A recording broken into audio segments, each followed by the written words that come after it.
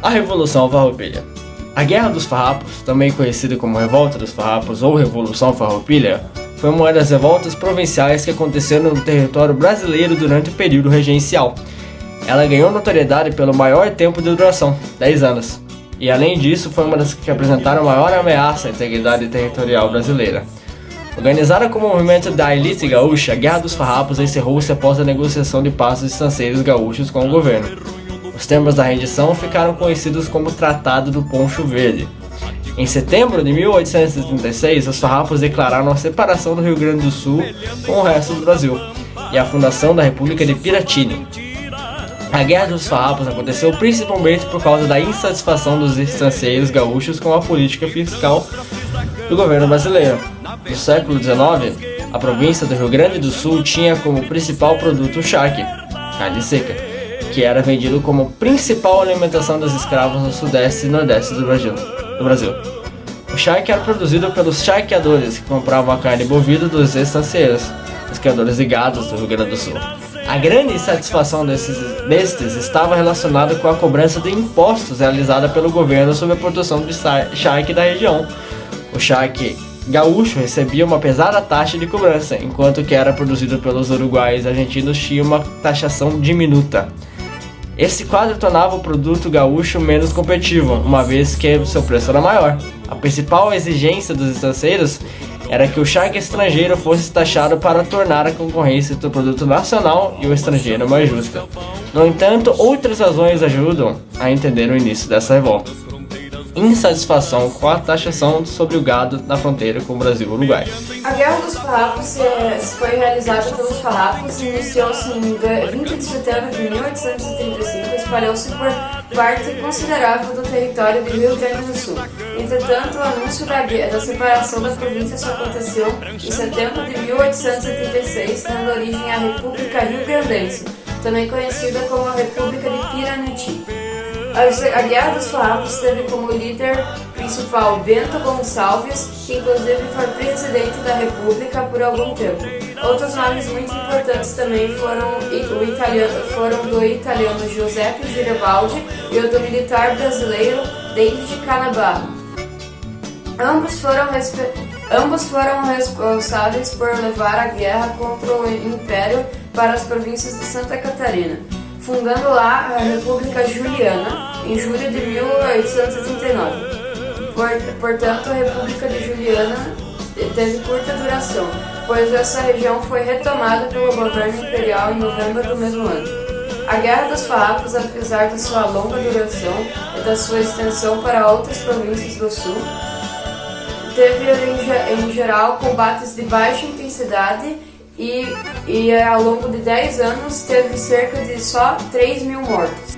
Um ponto importante é que não há consenso entre os historiadores sobre se os farrapos queriam de fato separar-se do Brasil ou se apenas queriam garantir mais autonomia para sua província. Outro ponto que merece ser considerado é que a luta dos farrapos não contou com o apoio de toda a população gaúcha, como por exemplo a cidade de Porto Alegre, que não os apoiou. Os combates concentraram-se em confrontos de cavalaria, dos quais pôde-se destacar a vitória dos farrapos na Batalha de Seival. No entanto, à medida que a reação imperial consolidava-se, os farrapos perderam a força e partiram para a guerra de guerrilha. O professor e jornalista gaúcho Juremir Machado de Silva afirma que os farrapos assumiram essa estratégia a partir de 1842, quando, segundo ele, o conflito já estava liquidado a favor do Império Brasileiro. Para conter a revolta da província de Rio Grande do Sul, o governo brasileiro nomeou Luiz Alves de Lima e Silva, o Barão de Caxias, futuro Duque de Caxias. A ação de Caxias à frente de 12.000 homens foi muito eficiente, pois conseguiu sufocar os farrapos com ações militares estratégicas e com diplomacia levá-los à negociação. Fim da Guerra dos Farrapos. A paz foi assinada no Tratado de Poncho Verde, em que os farrapos colocaram fim na revolta e, na condição de derrotados, aceitaram os termos propostos pelo governo. O acordo realizado entre o governo brasileiro e os farrapos estipulou taxação em 25% sobre o charque estrangeiro, anistia para os envolvidos com a revolta, incorporação dos militares dos farrapos ao exército imperial, mantendo sua patente, e os provincianos teriam o direito de escolher o próprio presidente de província. Entretanto, isso não foi cumprido. Os escravos que lutaram ao lado dos farrapos seriam alforriados, item também não cumprido. Os farrapos eram abolicionistas? Os historiadores sabem que atualmente, ao lado dos farrapos, houve grande participação de escravos e negros libertos. Tal participação ocorreu pela habilidade de muitos deles em funções importantes. No entanto, muitos desses escravos também aderiram à luta dos estanceiros por falsas promessas de liberdade que lhes haviam sido feitas.